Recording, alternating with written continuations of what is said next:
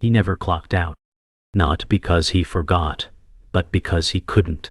The conveyor belt had stalled mid-cycle, sparks flickering like dying fireflies under harsh fluorescent light. No one else noticed.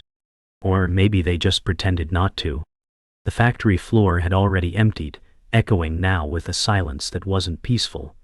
It was hollow. Leon crouched by the malfunctioning unit, 38 years old, grease on his sleeves, silence in his eyes. He should have been home an hour ago. But this machine reminded him of something. Of fixing bikes with his dad who never came back. Of solving problems that didn't want to be solved. He muttered, "Damn gearbox jammed again." His voice didn't echo. It sank. Somewhere in the upper mezzanine, someone stood watching. Someone who wasn't supposed to be there. The owner recently arrived from out of town, new to the plant, unfamiliar to most. But his eyes, locked on Leon's back, began to narrow. He leaned forward, then whispered to himself, "No, it can't be." The gears ground, sparks flew. Leon didn't flinch. He'd fixed machines all his life. But this moment, this one was broken before he ever touched it. Years ago, there was no factory. Only dust, late summer light, and dreams etched into cracked sidewalks. The boy with the broken bike was Leon. And the one who fixed it was Daniel. They were both 17 and invincible. Daniel had grease under his nails and wild hair. Leon had the quiet hunger of someone who listened more than he spoke. "I swear one day we're gonna build our own shop," Daniel had said, tightening the last bolt on Leon's chain. Leon smiled, not because he believed it, but because he wanted to. They called themselves the Rust Kings. Back then loyalty didn't need words. But time turned oil into rust, and rust into silence. Now, Daniel wore a coat that cost more than Leon's monthly wage, and Leon couldn't afford to remember what they'd been. But memory isn't polite. It shows up even when uninvited, sometimes wearing a name badge that says, "Owner." Daniel left that town before the ink dried on their graduation pamphlet. His family's sudden inheritance swept them into another world. Marble floors, glass offices, and clean hands. Leon stayed. Fixed what others broke. Buried what others left behind. His mother died the year after, and no one came to the funeral. Not even Daniel. There was no fight, no betrayal, just a long, aching pause. He probably forgot, Leon had muttered back then. But forgetting someone like Daniel wasn't easy. Not when every bolt reminded you of him. Tonight, as he worked the same kind of machine they once swore they'd build better versions of, that silence roared. And above, Daniel watched from the mezzanine, the weight of a forgotten promise pressing down harder than gravity. The past isn't always a flashback. Sometimes it's a stare that won't blink. Daniel descended the stairs without realizing it, pulled more by memory than intent. Each step echoed louder than the last. Leon didn't turn. Didn't need to. The weight behind him was familiar. "Need a hand?" Daniel asked softly. The wrench in Leon's hand froze mid-turn. He looked over his shoulder, his face not surprised, just tired. "You missed a lot of chances to offer one," he said. And just like that, the silence between them finally spoke. It didn't scream. It bled. "I didn't know it was you," Daniel said, stepping closer. "I didn't expect to see you here." Leon stood slowly, eyes level, sweat glistening on his brow. "Where else would I be?" His voice wasn't angry, it was bone-deep matter-of-fact. Daniel looked away, shame flashing across his face. "I thought about reaching out, but I didn't know what to say." Leon nodded once. "Then say nothing, just listen. Machines break, people leave. You're here now, so fix something." The gears clicked back into place with a low whine. The machine breathed again. For the first time in 2 decades, so did something between them. The factory floor felt heavier the next morning, as though it remembered the night before. Leon arrived early, same as always, his face unreadable, eyes straight ahead. The conversation hadn't shifted his schedule, but it had stirred something buried. Daniel stood near the break room door, a coffee in each hand, the steam curling like hesitation. "Still take it black?" he asked, holding one out. Leon took it without a word. He didn't sip.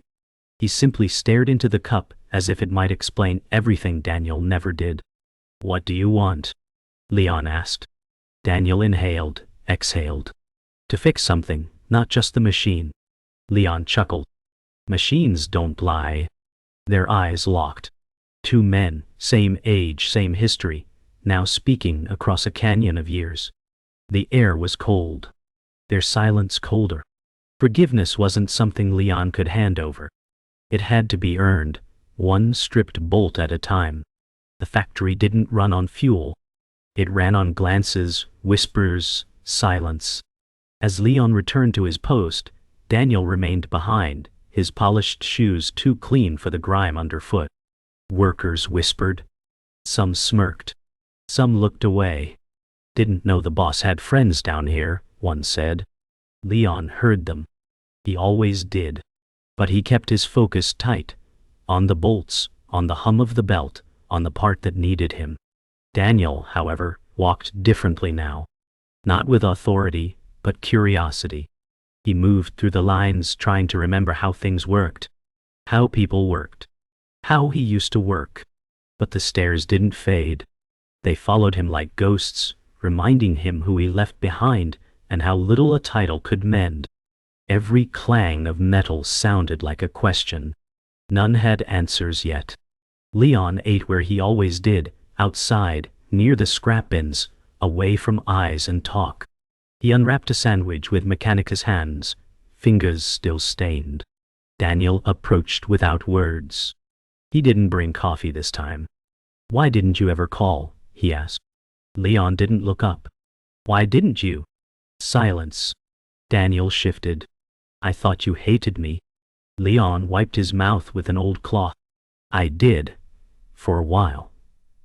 Then I didn't think of you at all." That cut deeper than rage. Daniel sat beside him on a crate. No grandeur. No suit could hide that kind of guilt.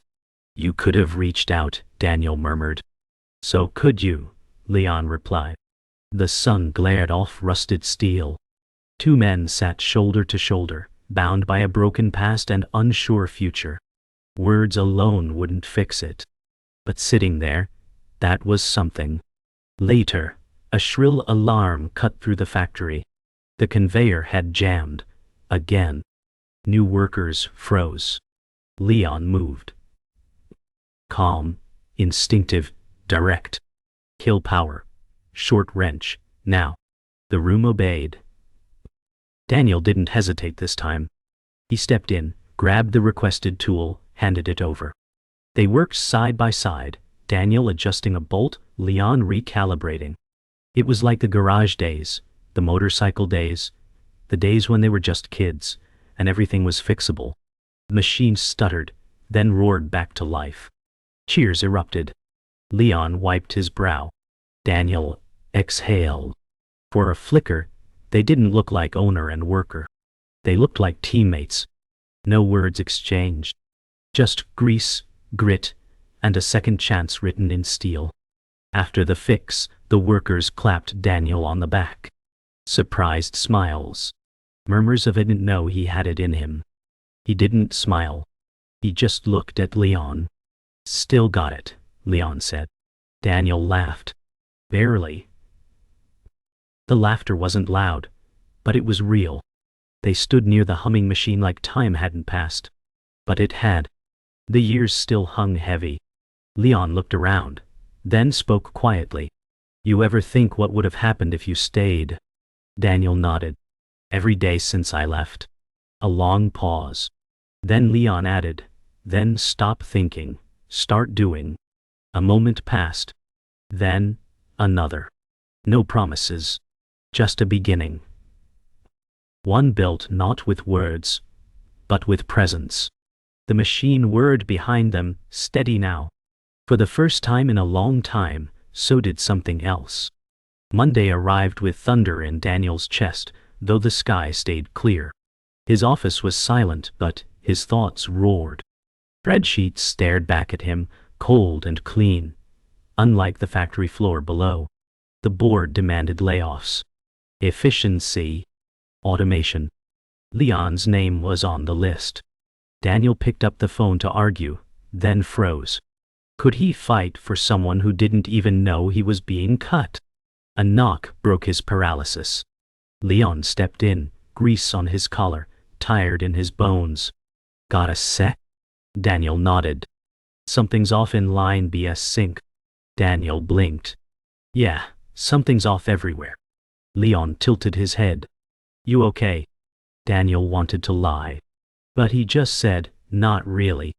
And for a moment, they stood not as worker and owner but two men cornered by the weight of decisions no one taught them to carry. That night, Daniel didn't drive home. He sat idle in his car, engine humming but unmoving. His windshield blurred with drizzle. The board's message glowed on his screen. Layoff list confirmation required by Friday.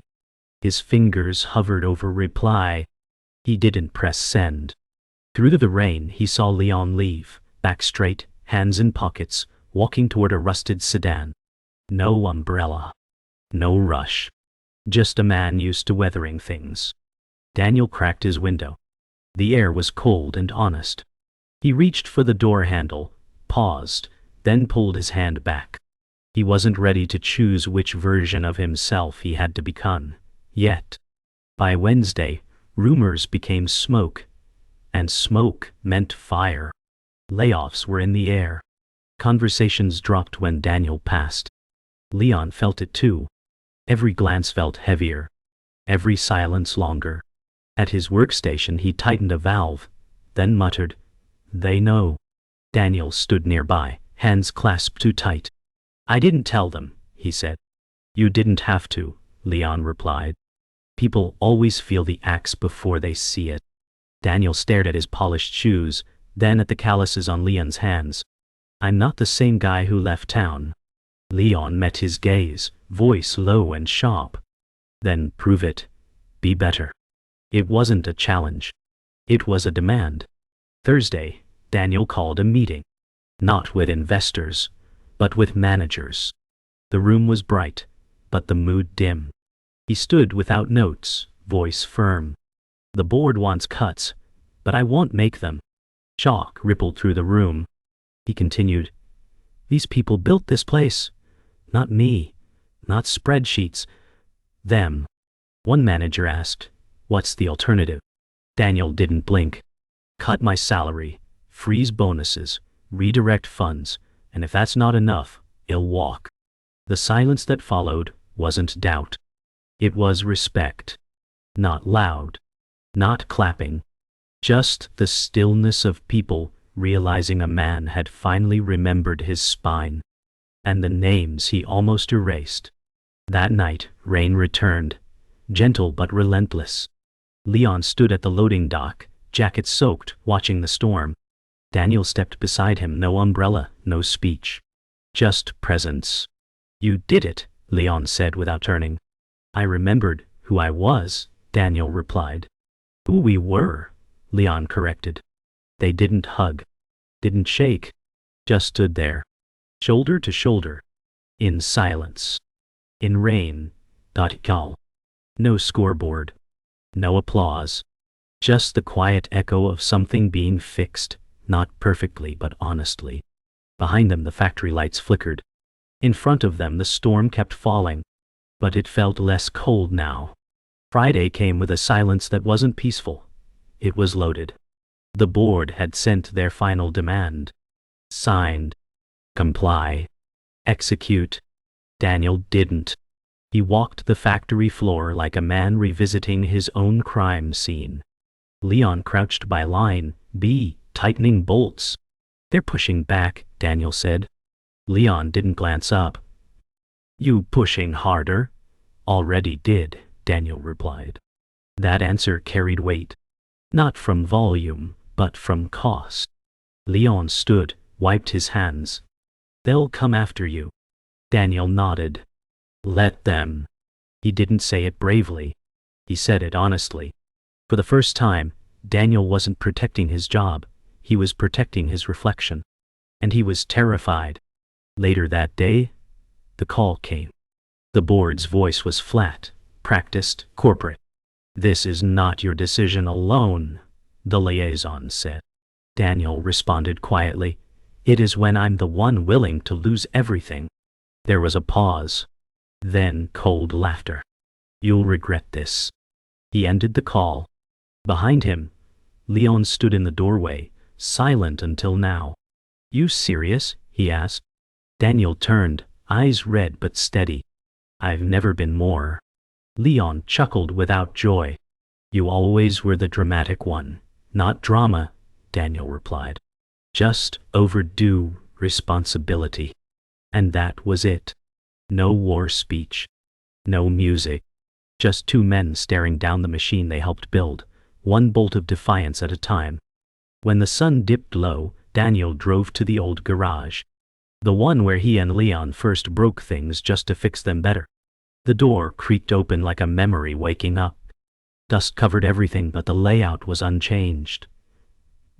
He stepped inside, boots echoing on cracked cement.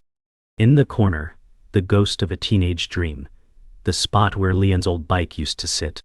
Minutes later, Leon appeared, no questions asked.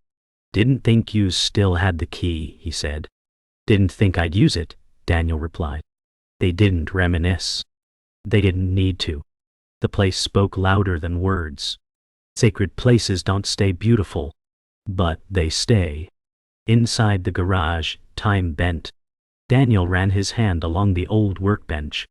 "This is where we swore we'd build something that mattered." Leon nodded. "And then life built us instead." They sat on overturned crates, hands dirty without touching tools. "I thought if I climbed high enough, I could change things from the top," Daniel admitted. Leon's voice was steady. "The top's just lonelier." Daniel looked up. "Do you hate me?" Leon didn't answer. He didn't have to. Some silences are heavier than words. But then he said, "You're trying. That counts now." Daniel let out a breath that had waited 20 years. Sometimes, forgiveness doesn't come in a sentence. It comes in someone still showing up. The garage lights buzzed faintly as evening bled into night. Leon stood first. "You coming back tomorrow?" he asked. Daniel didn't answer immediately. He looked around, at the dust, the rust, the shadows, and then at Leon. "Yeah," he said. "Not as the boss, just as me." Leon nodded. "That's the guy who knew how to fix things." They stepped outside together. The air was cool, sky turning indigo. No promises. No grand reconciliation. Just two men walking side by side, not erasing the past, but carrying it. One step at a time. Daniel didn't go to his office that morning. He clocked in on the factory floor. Clipboard in one hand, steel-toed boots on his feet. Leon raised an eyebrow. "Didn't think you had boots like that." Daniel smiled. "Found them in storage. They still fit." Around him, workers paused. Watched. Whispered. Not with contempt, but with curiosity. Daniel moved through the lines, asking questions, writing down problems, listening. A roller needed alignment. A panel was misfiring. He didn't fix them, but he saw them. Leon watched from across the floor, expression unreadable. During a brief pause, Daniel said, "I know this doesn't make me one of you." Leon nodded. "Good, because it doesn't, but it means you showed up." Sometimes, showing up was the hardest thing to do. Lunch was different. No speeches. No schedules. Just Daniel, sitting on a crate, unwrapping a peanut butter sandwich among workers who weren't sure if he'd last the hour. One cracked a joke. Laughter followed. Leon walked up with a piece of fried bread. "Trade?" he asked. Daniel handed over half his sandwich. "Done deal." They ate under a steel awning, compressors humming nearby. The table was the ground. The roof was sky. "This is where it happens," Leon said. "Loyalty, brotherhood, not in boardrooms." Daniel nodded, chewing slowly. "I missed this, didn't I?" Leon shrugged. You're here now. And for once, now felt like enough. Alarms shattered the calm. A valve burst near the heat chamber. Steam hissed. Workers shouted. Chaos rippled. For a split second, Daniel froze. Then instinct took over. Shut the main, Leon yelled. Daniel sprinted, heart thudding, flipped the emergency cutoff. The pressure dropped. Silence slammed into the room like a second explosion. Everyone paused. No one hurt. Just shaken. Leon rushed over, panting. You all right? Daniel wiped steam from his forehead. Didn't think. Just move. Leon placed a firm hand on his shoulder. That's what we do here. Daniel coughed, let out a breath. I finally feel like I belong somewhere. The locker room was quiet. Daniel peeled off his damp shirt, stood before the mirror, stared past the surface. No tie. No mask. Just him. Scarred. Sweating. Human. What? You're not them, he whispered. But you're not who you were either. The mirror didn't answer, but it didn't flinch. Behind him, the locker creaked open. Leon walked in, towel over one shoulder. You did good today. Daniel turned, eyes red. I don't want credit. I want to stop pretending. Leon nodded. Then, stop. Sometimes, healing starts with no applause. Just the sound of a man telling himself the truth in fluorescent light. That night, the factory was still. No buzz. No motion. Just echoes. Daniel stood on the catwalk above the main line, overlooking the quiet belts. Leon joined him, hands in pockets. You ever think we'd end up here? Daniel asked. Leon leaned on the railing. Not like this. But maybe this is what it took. Daniel nodded. I thought saving the place meant fixing numbers. But maybe it means fixing myself first. Leon smiled faintly. One bolt at a time. They stood together as the lights dimmed. Not as owner and worker. Just two men, built from the same rusted dreams, finally choosing to stay. Monday returned without ceremony. No sirens. No emergencies. Just routine. But something had shifted. Leon watched Daniel help a new worker with the timing sensor. No clipboard. No speech. Just quiet guidance. You're different, Leon said later. Daniel shrugged. Maybe I remembered what work feels like. They stood in the break room, leaning against opposite walls. You really going to keep doing this? Leon asked. Yeah, Daniel said. Not because I have to, but because I didn't for too long. Leon nodded.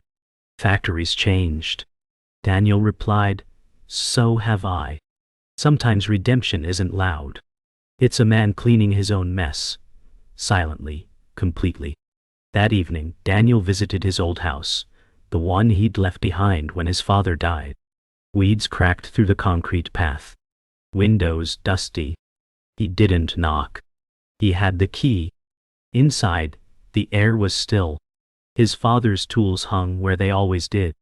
Memories didn't flood him. They confronted him. He walked to the garage. The same bench.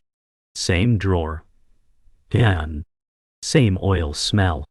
You never left, did you? He whispered to the dust. He opened the drawer, pulled out a rusted wrench. The one they'd shared when he was 12. Some truths can't be fixed, but they can be held, even if they hurt. Tuesday morning came with a visitor. The board's liaison. Clean suit, tighter smile. He toured the floor with Daniel at his side. So you're one of them now? The man asked. No, Daniel replied. I'm just not one of you anymore. The liaison scoffed. You'll burn out. Daniel turned. Then I'll burn doing something that matters. Around them, workers moved like water, fluid, aware. The factory pulsed, not with fear, but rhythm. When the liaison left, Leon clapped once. That was a speech. Daniel smiled. No. That was a warning. For the first time, The place didn't feel like survival. It felt like defiance. Later, Leon found Daniel in the mechanical bay, alone under the belly of a jammed press. "You don't have to do this yourself," Leon said. Daniel grunted. "I know, but sometimes you fix the damage you ignored." Leon crouched beside him. "You know, I used to think you were gone for good. Too far up, too far out." Daniel didn't stop working. "I was, but something broke, and for once I didn't want someone else to fix it for me." Silence passed like breath. Then Leon offered a socket wrench. "Then let's fix it right. Two old friends. Two sets of hands. One broken thing made right." The shift ended with tired bodies and unspoken gratitude. Daniel walked out last, locking the gate behind him. Leon waited by the fence, arms crossed.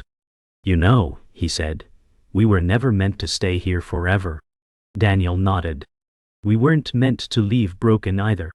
They stared down the road. No promises. No grand plans. Just the shared truth of two men who'd ruined things, repaired some, and kept showing up. "See you tomorrow?" Leon asked. Daniel answered, "Yeah, tomorrow." Sometimes healing isn't a finish line. It's showing up, dirty, scarred, but still willing. The factory buzzed again, not from machines, but from a hum inside people. Daniel walked the line slowly, greeting each worker, not as the boss, not as a savior, but simply as a man who now knew the cost of forgetting where he came from. Leon stood at the far end, nodding once as Daniel approached. "You kept walking," Leon said, "even when no one asked you to." Daniel smiled. "I owed more than I knew." A new hire stepped in, nervous, young. Daniel handed him a wrench. "You'll be fine. Just listen more than you talk." The kid nodded. "I'm." The line kept moving. No applause. No spotlight. Just motion. And in that motion, something real lived again. Later that day, Daniel and Leon sat on the rooftop above the shipping bay. Sky streaked with orange. Cigarettes in hand, quiet between them. "You ever regret it?" Daniel asked. Leon exhaled. "Regret's cheap. I just try not to repeat." Daniel nodded. "You think we fixed anything?" Leon replied, "Not everything, but maybe we stopped the bleeding." The sun dipped lower. Wind kicked dust across their boots. Two men who'd seen things fall apart. Two men who chose to stay. And staying, they realized, was sometimes braver than walking away. Weeks passed. Routine returned. The factory didn't change overnight, but something in its spine shifted. Daniel filed paperwork at a desk covered in grease. Not polished, not distant, just lived in. A letter from corporate arrived. Relocation offer, promotion, fresh start. He read it twice, folded it once, then dropped it in the trash.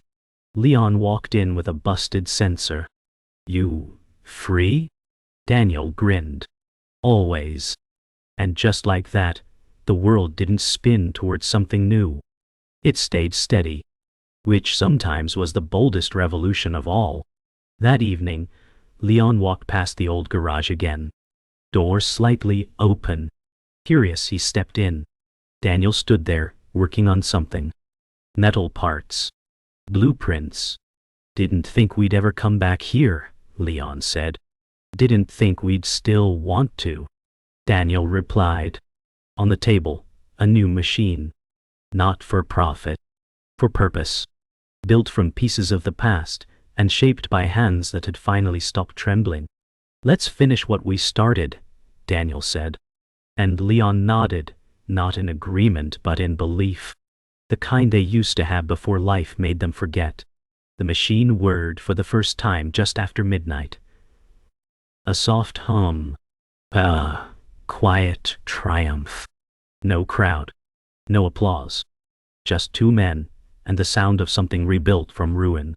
Leon placed a hand on Daniel's shoulder. "We didn't save the world," he said. Daniel answered, "But we saved something." They stood there side by side, not facing the future, but no longer afraid of it. Outside, the wind blew cold. Inside, the light stayed warm.